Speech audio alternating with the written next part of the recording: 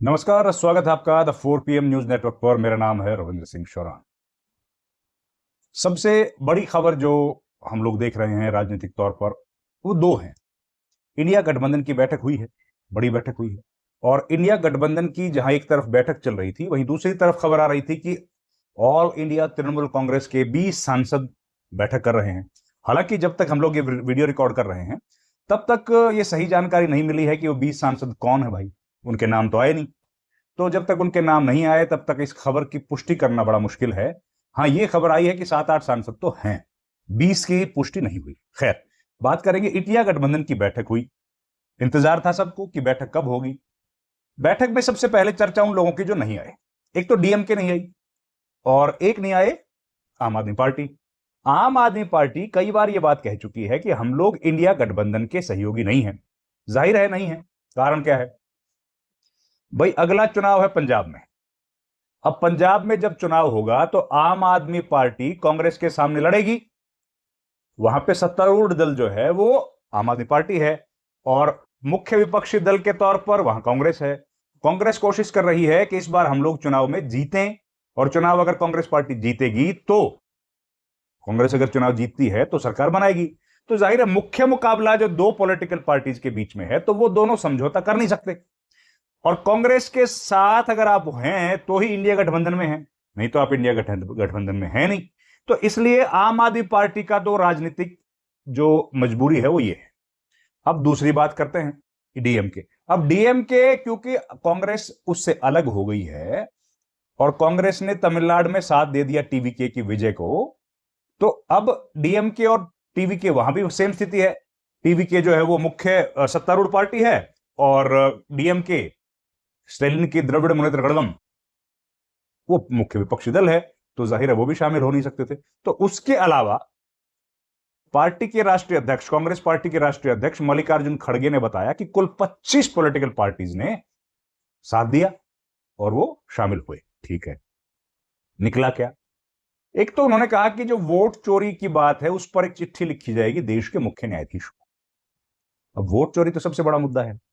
किस तरह पूरे देश में माहौल चल रहा है, किस तरीके से वोट चोरी की बातें की जा रही हैं, कैसे राहुल गांधी ने प्रेस कॉन्फ्रेंस की, उसके बाद एसआईआर करवाया गया, ज्ञानेश कुमार, ये सब बातें आपकी जानकारी में है। अब उसमें यह सवाल उठा है कि भाई वोट चोरी को लेकर के हम लोगों को एक बार अपना रोष प्रकट करना चाहिए देश के मुख्य न्यायाधीश के सामने। तो एक तो वो होगा। दूसरा, नीट। नीट कितना महत्वपूर्ण मुद्दा है। नीट के मसले पर मल्लिकार्जुन खड़गे ने कहा कि नीट जो है, नीट को लेकर के, पेपर लीक को लेकर के और सीबीएसई का जो है उससे लाखों परिवार परेशान है, लाखों स्टूडेंट्स परेशान हैं। और उन परिवारों को संबल देने के लिए हम लोग नीट के मुद्दे पर धर्मेंद्र प्रधान का इस्तीफा मांग रहे हैं। ठीक है। फिर आर्थिक स्थिति देश की जो आर्थिक हालत है वो चिंताजनक है, सब जानते हैं। आर्थिक हालत चिंताजनक है तो मल्लिकार्जुन खड़गे ने प्रेस वार्ता में कहा कि देश की आर्थिक हालात पर चर्चा की जानी चाहिए। देश में जो महंगाई का तांडव है उसको रोकने के लिए सरकार कुछ कर रही है कि सरकार कुछ कर नहीं पा रही है, सरकार फेल हो गई। अब इस पर चर्चा की जानी चाहिए, ये बात उन्होंने कही। फिर उन्होंने कहा कि अब हम लोगों ने तय कर लिया है कि अगली बैठक हैदराबाद में होगी इंडिया गठबंधन की, और फ्रीक्वेंटली रेगुलरली मीटिंग्स होंगी। अब मीटिंग्स 2 महीने में एक बार होगी, 2 महीने में एक बार बैठक होगी ताकि समन्वय स्थापित रहे। अब ये जो बात है सबसे महत्वपूर्ण जो पॉलिटिकल पार्टीज के तौर पर मुझे लगी वो ये बात है कि अभी तक जो बैठकें हुई नहीं, उन बैठकों का संचालन ठीक तरीके से हो, ये कोशिश अब आम आदमी पार्टी के जो इंडिया गठबंधन है वो करेगा। और अभी तक क्या था कि जो आम आदमी जो ममता बनर्जी थी वो अपना अलग चुनाव लड़ रही थी। अब शायद गठबंधन के तौर पर ये चुनाव लड़ेंगे और एकजुटता के साथ अपने इलेक्शंस में जाएंगे। ये यहां से संदेश आज मिला है। दूसरा, इस बात का एहसास हो गया कि आने वाले वक्त में जो 5 राज्यों के चुनाव हैं, जिनमें उत्तर प्रदेश, उत्तराखंड, गोवा, मणिपुर और पंजाब शामिल हैं, वहां को लेकर के भी सही तरीके से स्ट्रेटेजी बनाई जाएगी और उस स्ट्रेटेजी के हिसाब से अब चुनाव में भागीदारी की जाएगी। इस बीच जो खबरें आ रही थी कि भाई ममता बनर्जी की party, all India Trinamool Congress party के 20 सांसद जिस वक्त इंडिया गठबंधन की बैठक चल रही थी, ठीक उसी वक्त भूपेंद्र यादव जो कि केंद्रीय मंत्री हैं, उनके घर पर थी। अब उसमें एक बात है कि भाई काकोली घोष दस्तीदार तो पहले ही खुल के बोल चुकी हैं कि भाई वो तो पार्टी के खिलाफ हो गई। फिर एक और सांसद कोयल, वो भी मना कर गए, उन्होंने भी इस्तीफा दे दिया था या विरोध कर दिया था। और शुभेंदु शेखर रॉय, इन सब लोगों ने पार्टी से या तो इस्तीफा दे दिया या मुखालफत कर दी, ठीक है। लेकिन सवाल यह उठ रहा है कि बाकी के 10 या 20 जो सांसदों का जिक्र है, कुल संख्या, वो किनकी है, उसका सही आंकड़ा सामने नहीं आया। तो उसका भी आंकड़े का इंतजार रहा कि भाई डिटेल्स आ जाएं। हो सकता है जब तक आप ये वीडियो देखें तब तक वो डिटेल्स आ गई हों, लेकिन अभी वो डिटेल्स नहीं आई। तो इंडिया गठबंधन की ये जो बैठक है, और एक और महत्वपूर्ण जो आखिरी बिंदु था कि जो संसद का सत्र आएगा उसमें सरकार को घेरने के लिए, अभी मानसून सत्र आएगा, आप जानते हैं 3 सत्र हैं, एक शीतकालीन सत्र है, मानसून सत्र है और बजट सत्र है। तो बजट सत्र तो खत्म हुआ, अब आएगा मानसून सेशन। तो मानसून सत्र जब आएगा तो उसी सत्र में यह तय होगा या विपक्ष जो है वो कोशिश करेगा सरकार को घेरे, और सरकार को घेरने के लिए उनकी जो स्ट्रेटेजी है उसके लिए उन्होंने कहा कि रोज मीटिंग्स होंगी। कहां पर? लीडर ऑफ ऑपोजिशन जो है उनके कमरे में, लीडर ऑफ ऑपोजिशन को रूम मिलता है, आप जानते हैं, लोकसभा राज्यसभा में, तो वहां पर बैठकें होंगी। अब यह है पूरी कहानी।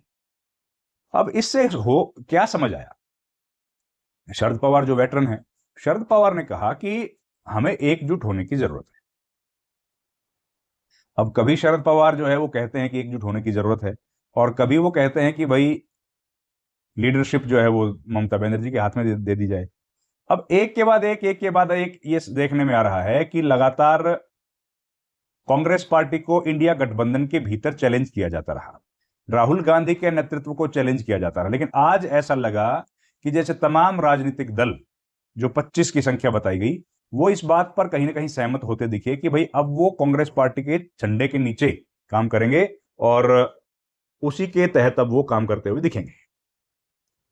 अब वो काम कितना मजबूती से होगा, एकजुटता कैसे दिखेगी, क्या फिर से जब चुनाव आएंगे तो एक दूसरे के खिलाफ खड़े हो जाएंगे, अब ये सवाल सबके जहन में हैं। लेकिन इन सवालों के जवाब जब मिलेंगे दोस्तों, तो देखो मिलेंगे, ये तो समय के हिसाब से ही मिलते हैं। लेकिन कम से कम ये बात समझ आई कि एकजुटता दिखी, तमाम राजनीतिक दल अपने विरोध को, विवाद को भुला के एक मंच पर खड़े हुए, और वहां पर आकर उन्होंने एक मंच से बात रखी, प्रेस कॉन्फ्रेंस की। हालांकि मल्लिकार्जुन खड़गे ने प्रेस कॉन्फ्रेंस करने के बाद कोई सवालों के जवाब तो नहीं दिए, लेकिन वो प्रेस कॉन्फ्रेंस में आए, उन्होंने लोगों को एड्रेस किया। ये प्रेस कॉन्फ्रेंस जो हुई उसमें कई बातें उन्होंने स्पष्ट तौर पे बताई। अब सब लोगों को यह है, यकीन या आशंका, उम्मीद है कि भाई क्या कांग्रेस पार्टी ओपोजिशन को जब लीड करेगी तो धर्मेंद्र प्रधान का इस्तीफा वो करवा पाने में कामयाब होंगे? ये सवाल तो है। और अगर उन्होंने धर्मेंद्र प्रधान का इस्तीफा करवाने में कामयाबी हासिल की तो फिर ये इंडिया गठबंधन की एक बड़ी जीत होगी। लेकिन सरकार जो है वो बार बार, आर्थिक मंदी हो, कई जगह ऐसी है जहां सरकार बिल्कुल फेल दिखती है, लेकिन सरकार को घेर पाने के लिए विपक्ष की जो स्ट्रेटेजी होती है उसमें कहीं ना कहीं कमजोरी दिखती है। और आज ये लगा कि वो कमजोरी कुछ दूर होती हुई लगी। अब वो कैसे काम करेंगी, आने वाले वक्त में क्या दूर हो पाएगी, पॉलिटिकल पार्टीज क्या बनी रह पाएंगी या फिर टूट करके बिखर जाएंगी, ये सब बातें हैं जिन पर सबकी नजरें बनी हुई है। तो हम लोग इन पर लगातार नजर आपके लिए बना के रखेंगे। हमारे पास जो जो सूचनाएं आएंगी वो आप तक साझा करते रहेंगे। आपसे गुजारिश यही है कि भाई आप हमारे चैनल को लाइक करें, शेयर करें, सब्सक्राइब करें, और हम लोग लगातार कोशिश करते रहते हैं कि सही सूचना ठीक वक्त पर जल्दी से जल्दी आप तक पहुंचे। और देश भर में जो घटित हो रहा है उसके लिए हम लोग लगातार लगे हुए हैं। आपका बहुत बहुत धन्यवाद दोस्तों। Thank you very much. नमस्कार।